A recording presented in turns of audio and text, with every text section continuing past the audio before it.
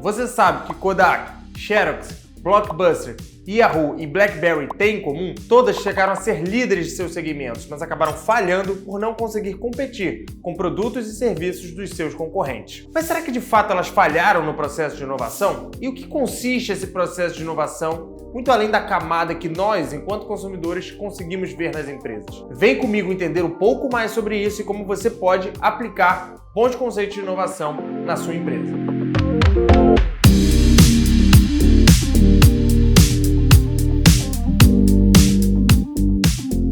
Se você é novo aqui no canal, meu nome é Guilherme Saraiva, sou um empreendedor, investidor e também mentor de startups. E aqui, nesse canal, muito além da estratégia, nosso objetivo é trazer temas que possam mudar a sua vida de gestor de negócio, tá bom? Agora vamos lá. Inovar tem uma série de significados, mas em sua essência, consiste em fazer algo de maneira diferente do que era feito anteriormente. Na sociedade, essas mudanças ocorrem com o passar do tempo, com a mudança das gerações e dos hábitos das pessoas. As empresas sempre tiveram que lidar com tais mudanças e, consequentemente, com a necessidade de inovar em seus produtos e serviços. Mas a verdade é que nos últimos 20 anos, com a revolução tecnológica que viemos vivendo, essas mudanças e essas inovações são cada vez mais céleres, com as empresas precisando reagir cada vez mais rápido às mudanças que seus concorrentes e o mundo externo como um todo acabam infringindo a elas. Quando a gente fala de grandes empresas, talvez uma das principais dificuldades seja abandonar estratégias que deram certo anteriormente, quando elas eram realmente inovadoras, e abraçar novidades que muitas vezes põem em risco o próprio mercado anterior que ela criou. Vamos ver o exemplo da Kodak. A Kodak é uma grande empresa americana de fotografia que foi fundada em 1888. Ao longo de sua história, não economizou na contratação de pesquisadores e cientistas, revolucionou esse mercado de fotografias, mas com medo de perder a sua principal fonte de lucros, falhou ao querer manter o controle que ela tinha de toda a cadeia de fotografias. Pois é, com todo o domínio que ela possuía da tecnologia, ela foi capaz de ser a primeira a desenvolver a tecnologia de uma câmera digital. Mas naquele momento, eles estavam ganhando muito dinheiro com o mercado de filmes, com a parte de revelação de fotografias. Isso deixou a empresa muito dividida. É bom que a gente entenda que não tinha bobo na Kodak, assim como não tem bobo nas grandes empresas pelo mundo. Eles entenderam que de fato aquilo ia chegar para ficar. Mas foi muito difícil para eles lidar com essa situação de abandonar o mercado que dava tanto dinheiro para eles anteriormente. E veja bem, a Kodak tinha inovação no seu DNA. A empresa foi responsável por popularizar a fotografia para amadores e mais tarde revolucionou esse meio digital.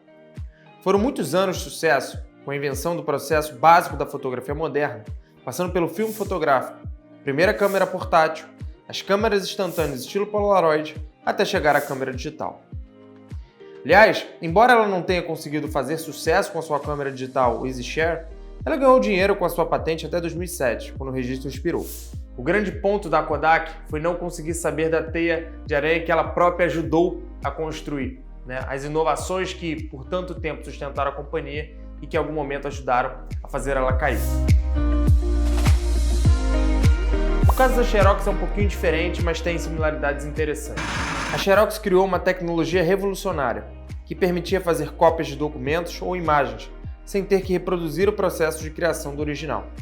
Tudo isso utilizando uma técnica conhecida por eletrofotografia, que se popularizou como Xerox. Inicialmente, a invenção era tão revolucionária que levou 10 anos para achar alguém interessado em produzir os equipamentos em larga escala. Ao longo dos anos, foram lançados diversos modelos, automáticos, rápidos, econômicos, compactos, coloridos. A empresa investiu na compra de pequenas empresas para oferecer mais funcionalidades aos seus produtos e inaugurou um enorme centro de pesquisas, que se tornou um dos mais importantes da história da tecnologia. Nesse centro, surgiram muitas invenções, como o computador pessoal, a interface gráfica de usuário e o mouse. Mas a Xerox não entendeu o potencial de suas descobertas e essas invenções acabaram alavancando Apple e não a Xerox. E aí o grande ponto é que a Xerox provavelmente entendeu que ela vinha num processo evolutivo muito grande, mas que aquelas invenções sairiam demais do core business principal da companhia. Naquele momento elas estavam ganhando, novamente, muito dinheiro com a sua linha principal de produtos. Dessa maneira, por mais que parecesse fazer sentido, né, bastante sentido aquelas atualizações, aquelas novidades, para eles fazia mais sentido continuar na linha principal de negócio, que foi uma linha, inclusive, de todas as empresas que a gente está falando agora. Talvez a Xerox seja a que ainda se mantenha no maior patamar até hoje em dia, por mais que tenha perdido uma série de oportunidades.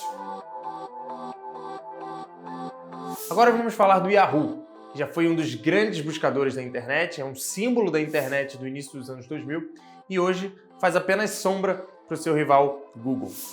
O Yahoo começou como uma lista de sites de amigos na faculdade e em pouco tempo já tinha tantas consultas diárias que recebeu $1 milhão de investimento, não parando por aí. Um ano depois, seu IPO rendeu mais de 30 vezes o valor de investimento que havia recebido. A empresa desenvolveu um motor de busca, e-mail, Messenger, grupos, notícias, rádio e outros serviços de internet para consumidores e empresas. Tudo isso no momento em que isso era extremamente raro. Mas em 1997, o Yahoo talvez deu seu maior passo em falso, não fechando uma negociação com dois engenheiros, Sergey Brin e Larry Page, que ofertaram um sistema de busca que indexava os resultados a partir de uma série de categorias. Isso porque o Yahoo desejava que os usuários passassem mais tempo na própria página e não queria direcioná-los para outras páginas. Então, Sergey e Larry simplesmente fundaram o Google. Em 2002, o Yahoo tentou comprar o Google, após reconhecer que as coisas já não iam tão bem, mas a oferta foi recusada. E de fato, as coisas não iam bem mesmo. No começo dos anos 2000, a empresa valia 125 bilhões de dólares. E em 2008, a Microsoft tentou comprá-la por apenas 44,6 bilhões. Nada melhorava, foram problemas de segurança, problemas de administração e no final, em 2017, o Yahoo acabou vendido para a Verizon por apenas 5 bilhões de dólares. Perdeu a maior parte do seu valor ao longo de 15 anos, não conseguiu se sustentar nos próximos passos, tudo isso por uma decisão que talvez à época fizesse sentido para os executivos, mas que depois se mostrou uma decisão extremamente errada de não investir em uma das maiores empresas que temos hoje na atualidade. Já a Blockbuster foi a maior rede de locadoras de vídeos, filmes e também de jogos de videogame do mundo inteiro. A empresa nasceu em 1985 e rapidamente tornou-se uma empresa de sucesso, incorporando outros rivais e se espalhando pelo mundo. Em 2007, eram 8 mil lojas e mais de 70 milhões de associados distribuídos em 26 países. E por incrível que pareça, apenas 3 anos depois, a empresa havia pedido concordata e sendo negociada num leilão de falências de Nova York. Como é que isso aconteceu tão rápido? Bom, graças principalmente a players como o iTunes da Apple e, mais conhecido ainda, o Netflix. O que você não sabe é que no final dos anos 2000, o Netflix passava por bastante dificuldades financeiras e chegou a oferecer para o Blockbuster comprar a operação da companhia. O que faria sentido se você pensar que ela poderia ser o braço de digitalização de um serviço físico que a Blockbuster já oferecia e muito bem. Mas o CEO da Blockbuster não gostou muito da proposta, achou cara e recusou a parceria. Ele disse na época não confiar no negócio. Afinal, a bolha da internet havia acabado de estourar e a Blockbuster estava em pleno crescimento. Havia levantado 465 milhões de dólares em seu IPO. Aqui também tem um ponto da história que não é muito conhecida. Não é que a Blockbuster ignorou totalmente o mundo digital. Ela ignorou sim ou não seguiu adiante com o plano para o Netflix. Mas ela lançou também o seu projeto digital chamado de Total Access e enfrentou problemas dentro de casa. Isso também é algo que acaba acontecendo. Então, seus investidores acharam muito caro, o projeto era de mais de 400 milhões de dólares e as suas franquias morriam de medo de que o digital matasse justamente a presencialidade que elas tinham quando as pessoas iam lá buscar as fitas.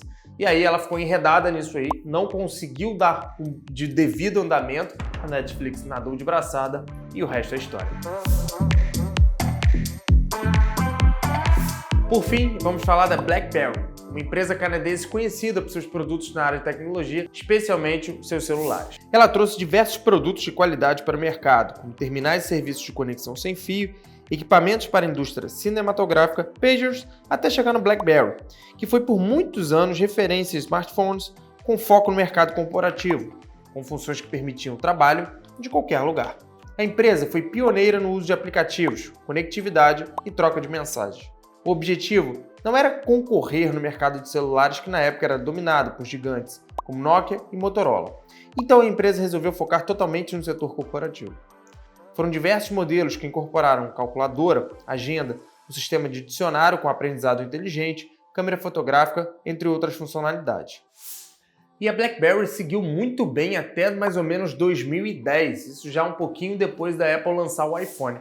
Na verdade, a BlackBerry achava que essa separação entre mundo corporativo e mundo privado, né, no sentido de qual telefone as pessoas utilizariam, inclusive de ter mais de um, o que foi muito comum no início dos anos 2000, ia se manter para sempre. E aos poucos, especialmente, né, depois da adoção do Android, de sistemas Android do Google, nos celulares Samsung e lá do iOS, na Apple, dos celulares da Apple, essa mudança, essa divisão parou de acontecer. Os smartphones ficaram cada vez melhores, as pessoas começaram a ter acesso a todas as funcionalidades que tinham no BlackBerry, também nesses outros tipos de celulares, e o grande diferencial que ela tinha simplesmente se esvaiu, como aí um castelo de areia. Legal, e o que a gente pode aprender com todos esses casos, né? Você que é empreendedor, que gere um negócio. Em primeiro lugar, eu quis trazer aqui que inovação não é uma coisa fácil. É muito fácil, às vezes, a gente olhar para esses casos de grandes empresas que acabaram falhando, que acabaram vendo os concorrentes avançarem e ter uma falsa impressão de que era muito óbvio. Na verdade, só é óbvio quando a gente olha em perspectiva, quando a gente olha para trás e é chamado de engenheiro de obra pronta. Inovar é muito difícil, especialmente para grandes empresas que não têm, que têm, na verdade, um grande lastro a perder. Normalmente, para inovar, elas têm que arriscar em uma tendência ainda não consolidada, elas precisam abrir mão muitas vezes de mercados que hoje elas já ganham muito dinheiro. Além disso, podem ter que lidar com investidores furiosos e ávidos aí por lucros de curto prazo, ou franqueados, operadores, representantes comerciais que têm a sua principal fonte de renda, produtos e serviços atuais, o que também dificulta bastante o processo de inovação. A parte regulatória também pode influenciar bastante